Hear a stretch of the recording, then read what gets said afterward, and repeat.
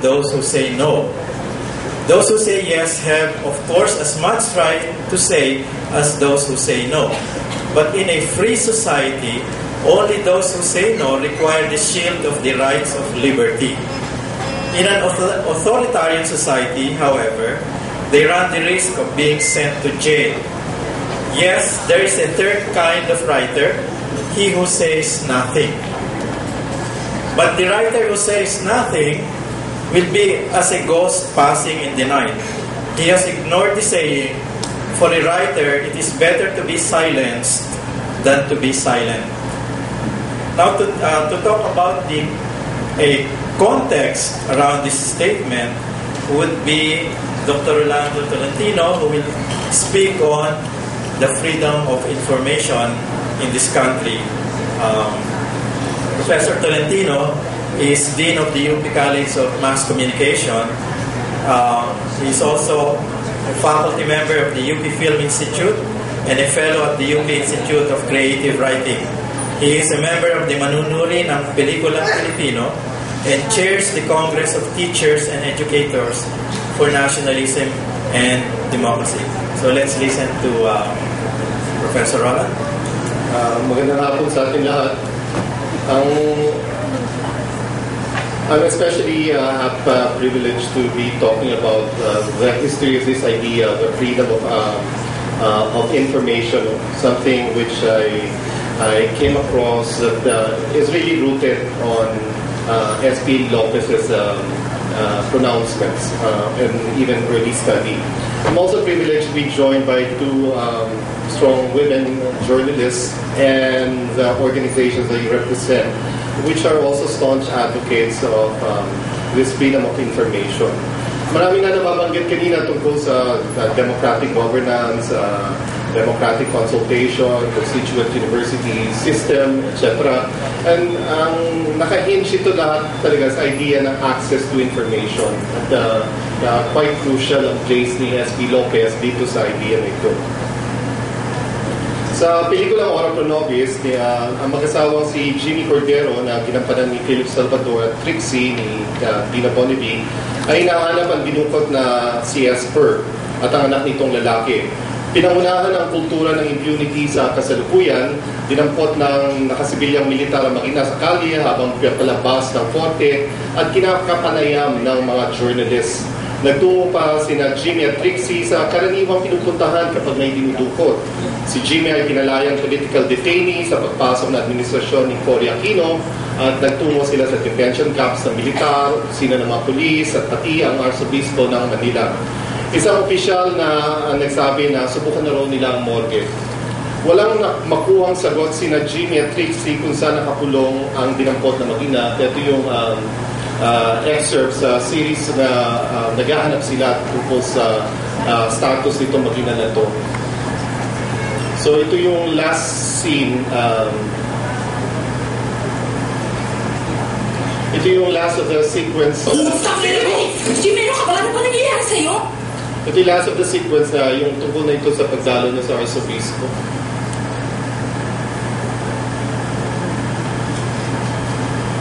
Interference si Cardinal Padre Cordero. Iwan mo lang siya. Sana ako na lang magabot sa kanya ng personal. Ano ba yan? Letter Papi, hinihiling ko na bawiin niya ang inilabas ng endorsement sa mga vigilantes. Nakondinahin niya ang mga vigilantes. Ako na mag-rapit sa kanya. Monsinyo, doon nakakulong ako. Dinalaw ako minsan ni Cardinal.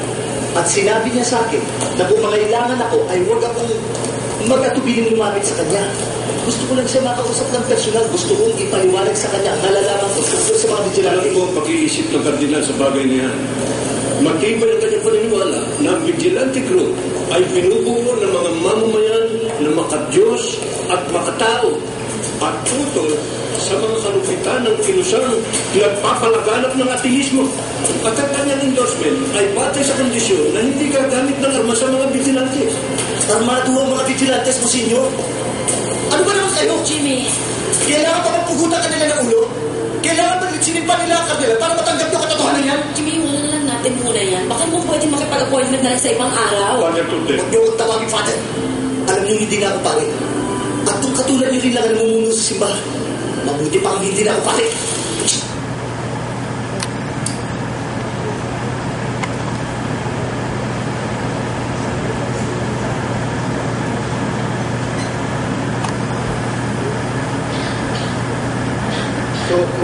dito sa naganap sa pelikula ay nagpapakita ng pwede siguro buksan yung ilaw.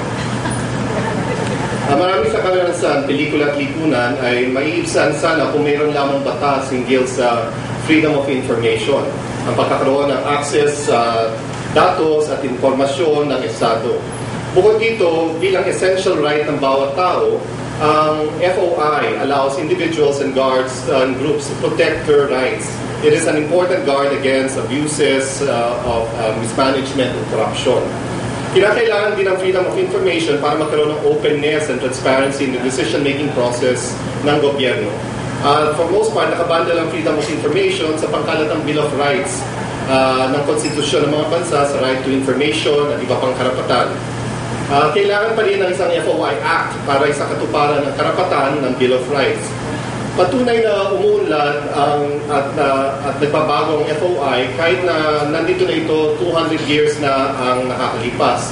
Noong 2006, may 70 bansa na nagpatupad ng komprehensibong FOI Acts at may 50 ang bansa na may mga pending na proposals. Kalahati ng mga batas ay naipatupad lamang mula 1996 hanggang 2006.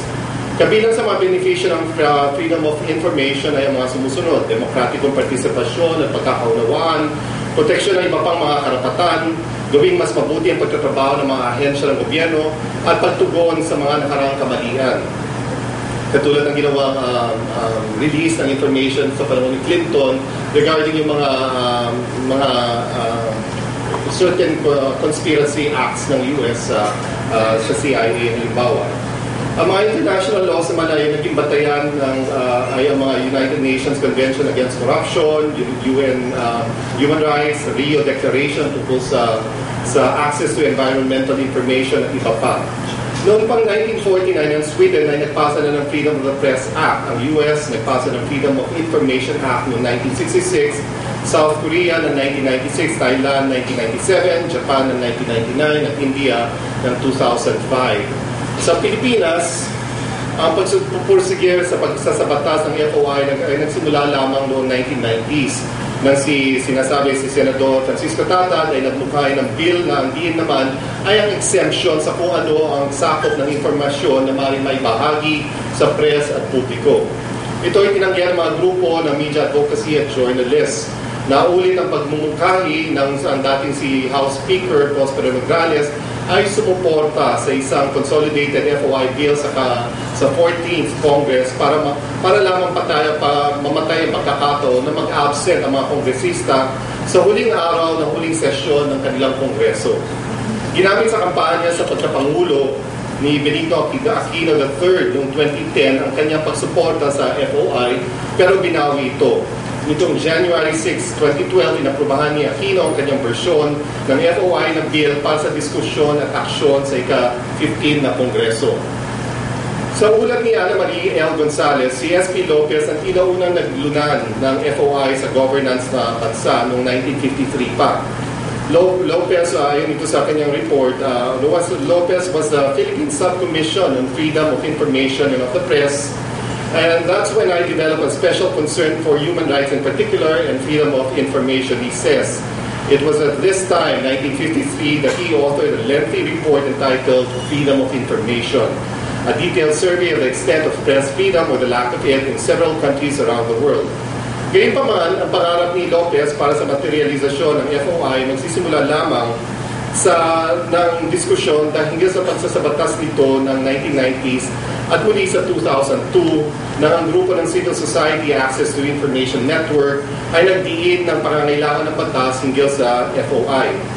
Pero hanggang 2011, wala pa rin FOI Act na naisasabatas sa bansa. Ang pinagbabatayan ng FOI ay ang konstitusyon noong 1973 na lalo pang pinatingkad ng 1987. Sa Section 7, Article 3, the right of the people to information of matters of public concern shall be recognized. Access to official records and documents and papers pertaining to official acts, transactions, or decisions, as well as to government research data used as basis for policy development shall be afforded the citizen, subject to such limitations as may be provided by law. At sa Article 2 naman, Section 28, Subject to reasonable conditions prescribed by this law, the state adopts and implements a policy of full public disclosure of all transactions involving public interest. Ayon sa Freedom of Information Around the World 2006, noong pang 1948 ay kinilala na ng Supreme Court ang kahalagahan ng access to information at nakapagpalabas na ito ng mga rulings na favorable rito. Noong 1987, nagdesisyon ng Korte na ang karapatan sa FOI ay maaaring patupad ng walang karagdagang batas. Dagdag pa rito sa Code of Conduct and Ethical Standards for Public Officials and Employees, nagsasaad naman ng disclosures of public transactions and guarantees access to official information records and documents. Na nakasaad din sa batas na full disclosure at kailangan officials must act on the request within 15 working days from the receipt of the request. Pero merong isang pertinent article na kontra dito sa FOI. Ito yung Article 2229 sa Penal Code na nagsasaad naman ang pinagbabawalan ng mga public official na maglabas ng any secret or para wrongfully deliver papers or copies of papers na may karagdagang parusa ng pagkakulong at multa kapag ang paglalabas nito ay can cause serious damage to public interest. Bagamat may pananaw, halimbawa, na kahit walang FOI Act sa bansa, ay bukas naman tayo sa transparency at accountability ng datos at records ng gobyerno, sa aksyon na isinagawa ng pananiliksik ng PCIJ na kung saan si Malu Mangahas dito, ang Executive Director, ay nagsasaad ng pangkalatang katamlayan sa pagsasaktuparan nito. Sa mga local government unit, halimbawa sa Metro Manila, 2 lang syudad na may kabuuang aksyon hinggil sa kahilingan sa impormasyon. Kung titignan natin itong record na ito, isa lang ang syudad, 2 lang ang syudad na pumasa, Quezon City at Marikina, sa mga request para sa informasyon tungkol sa public education, teachers, budget para sa social services, at ang Caloocan ay talagang no reply. Ibig sabihin, hindi siya ingrained at kaya may necessity para sa FOI, sa act. Dito sa simpleng dato, sa simpleng informasyon sa isang public document, katulad sa SALN, yung Statement of Assets and Liabilities and Net Worth, no? Tanging Makati at Marikina lamang ang nagbigay ng kabuuang informasyon dito. Nakita yung datos na ito.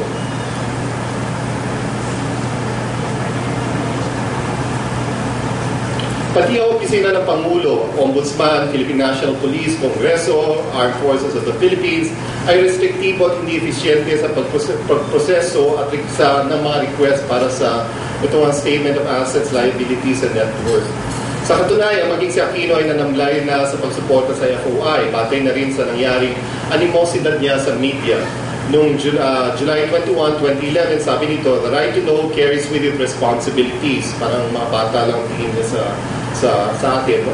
To use the information available in context, to present facts fairly, to be conscious of some elements who may want to use information not to inform the public, but rather to inflame them.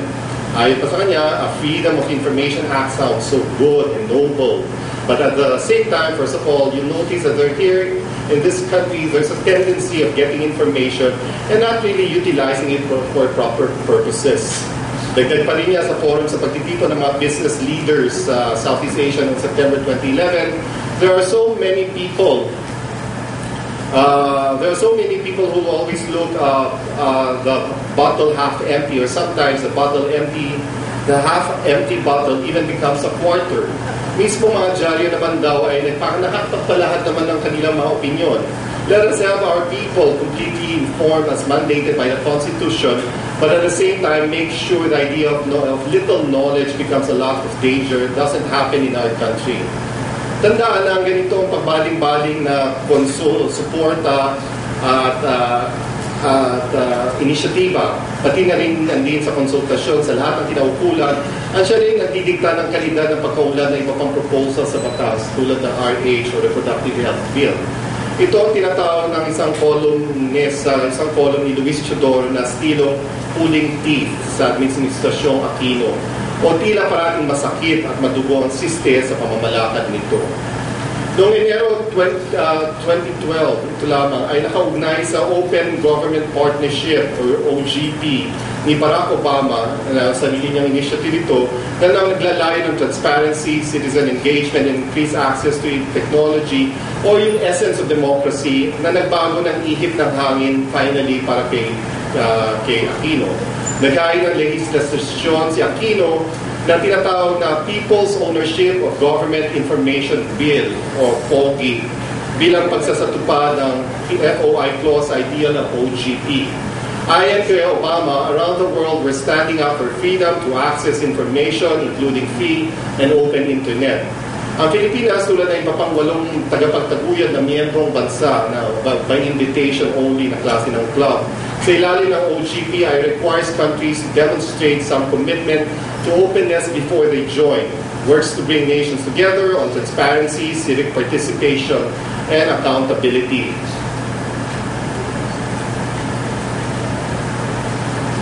Nananatiling may kontradiksyon sa gobyerno na ayaw ng FOI pero gusto makalagwa sa mga negatibong indicators ng pagkabansa.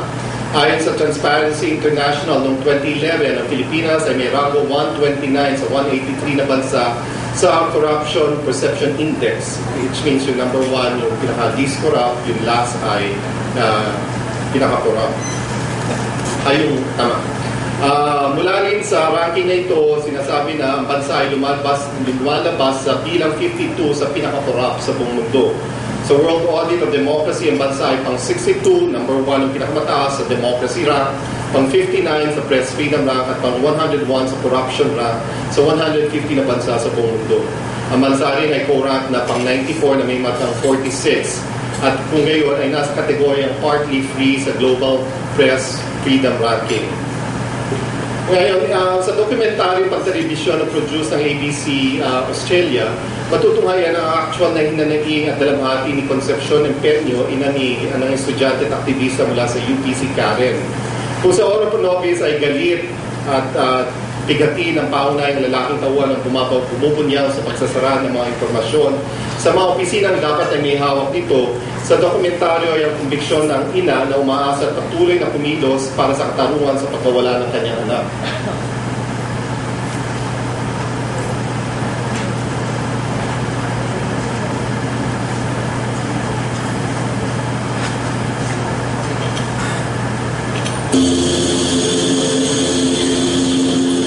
Nations invested would have been Karen Empeño and Sherman Gaddafi. Bell State University. Lieutenant Colonel Joey Kakalala is leading the fight against the fights of the Philippines and the North. is so far it is all King in this of the NPA was unlawful. We're not under the direction and not tactical activities. Did you ever order your subordinates to engage in extrajudicial killings or disappearances? I know it's illegal. No. And then this extraordinary admission that he could have inspired civilians to kill. I might have encouraged or inspired people to take the law into their hands, but that is not intentional. I was only encouraging them to fight or to defend themselves. He was not able to control his men. Is the top Miller Commission. Instead, since she's been in power. In the harshest possible terms, I condemn political killings. She's also twice promoted the man militant groups called the Butcher and publicly praised him. Sa mga lalawigang sakop ng 7th Division, nakikibaka sa kalaban si Jovito Palparan.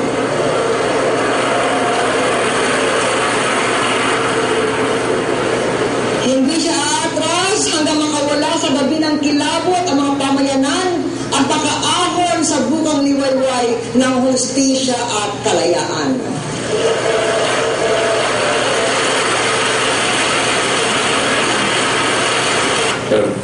Was Mr. Miller. Marcos, it's the same as Marshall during Marcos regime. I hate the military as I hate the government because they are not not really giving this security. They are afraid. That was the last time we were together.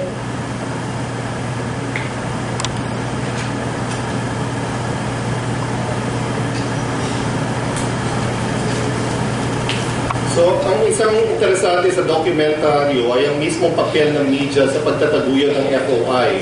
Kabilang sa masusing pananaliksik na nagdulot ng humanisasyon at ng pagkawala at ng mga nawawala ay ang pag-amin ng mga kinauukulang opisina at personalidad ng kanilang accountabilidad sa kaganapan.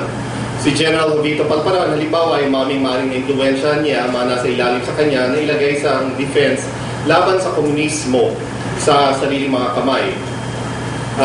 Kasama rin dito ang paghabi ng mga kwento na may patayan sa mga testimonyal ng saksi sa implikasyon at accountabilidad ng militar at ang mga personalidad. Ibig sabihin yung painstaking task rather than simply getting access to information is being undertaken by the media at this time. Pati ang mga talumpati, ang talumpati ni Gloria Arroyo sa kanyang SONA na kinundinan niya sa highest possible terms ang extrajudicial killings sa isang banda ay matulay pinagpugayan naman niya si Palparan sa determinasyon nitong supili ng mga kampo ng kadiliman sa kabilang banda. Ang nagaganap sa bansa kung gayon ay hindi pa rin naiwawasot ni Yangkop na FOI Act para mas makagabay sa mga issue ng transparency at accountabilidad ng mga sagay ng gobyerno. Dagdag pa ni Danilo Araw, colleague ko sa MASCOM, ay ito yung mga problema sa mga proposals, sa mga blanket na kadailangan, halimbawa tulad ng national security, ay sarado ang mga pintuan, ay maaaring magkaroon ng permanent ban ng disclosure sa informasyon.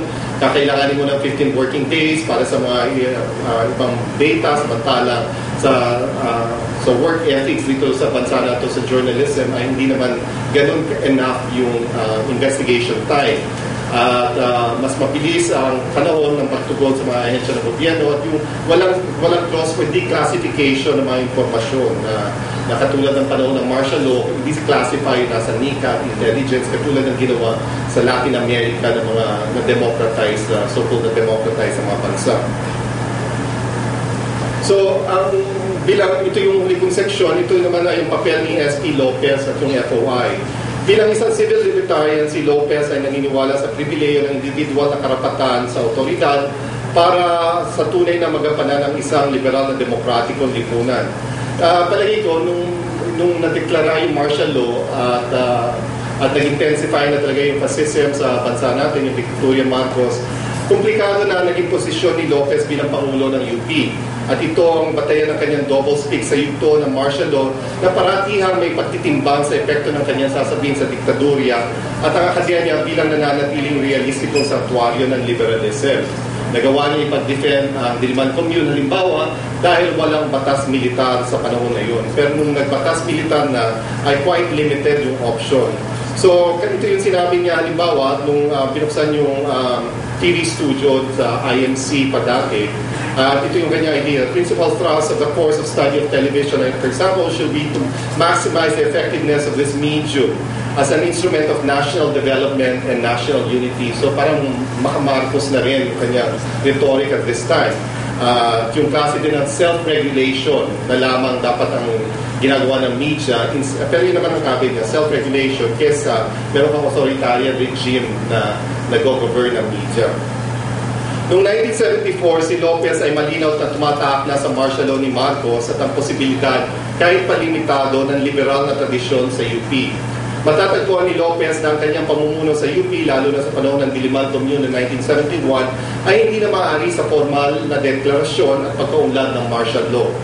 Ang tinatangkanan niya rito ay pagsanibin o merging ng media para sa pambansang kaunlaran at kaisahan tulad ng retorika ni Marcos at ang kapasidad ng mga institusyon, lalo na ng media at ng universidad, na maging responsable sa pagpolisiya ng sarili nitong hanay kahalintulad ng media sa lipunang Britain.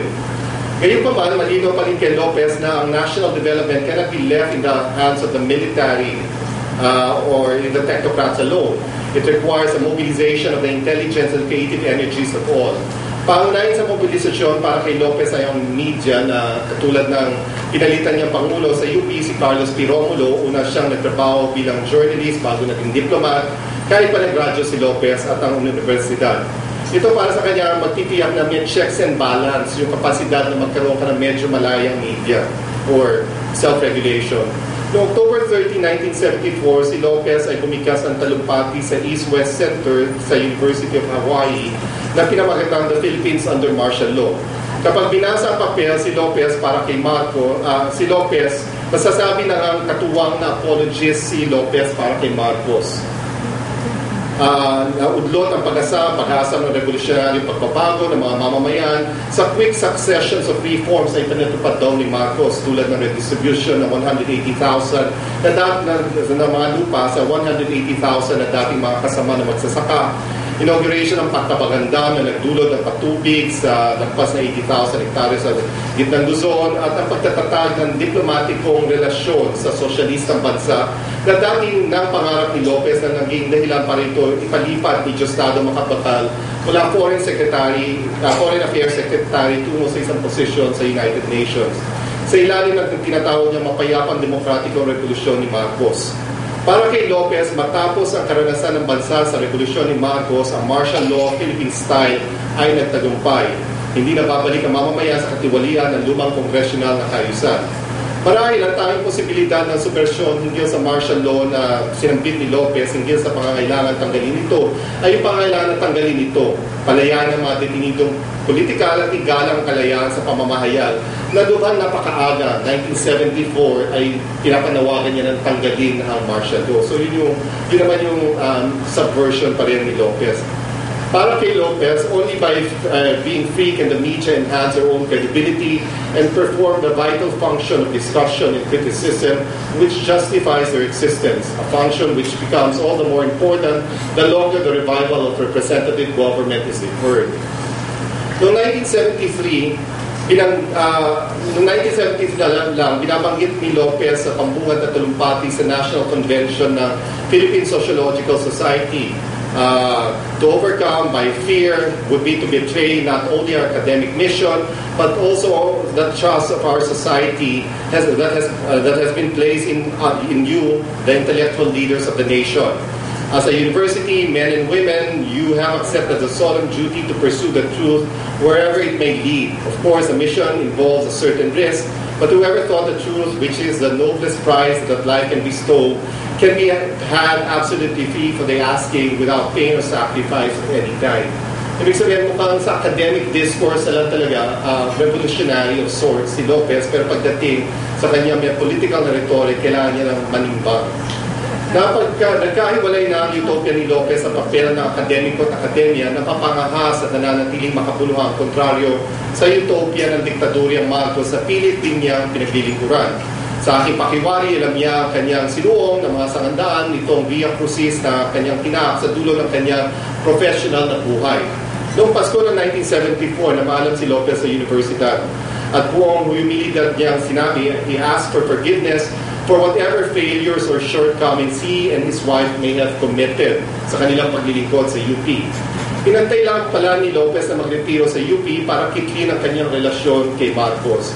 Mula 1980 hanggang 1991, naging chair siya ng Asian Institute of Journalism. Nang mamatay si Ninoy Aquino noong 1983, sumama si Lopez para magprotesta at maging street parliamentarian. Noong 1985, siya rin ay naging incorporator ng Philippine Daily Inquirer na tumutuligsa sa diktadoryang Marcos. Bumalik sa Foreign Service si Lopez noong 1986 na mapatalsik ang Marcoses at naging ambassador ng iba't ibang posisyon at consultant ng opisina ng vice-presidente. Nananatiling mahalagang personalidad si Lopez bilang simulang patuloy na pakikibaka ng bansa para sa FOI at mahaba man ang pakikibaka sa pagkakaisang hanay ng mga grupong media advocacy, journalists, civil libertarians at patayang sektor, mapupursigi rin ang FOI Act at matitiyak ang kaligidad nitong magre-realiza sa FOI bilang integral na patayang karapatan. Maraming salamat.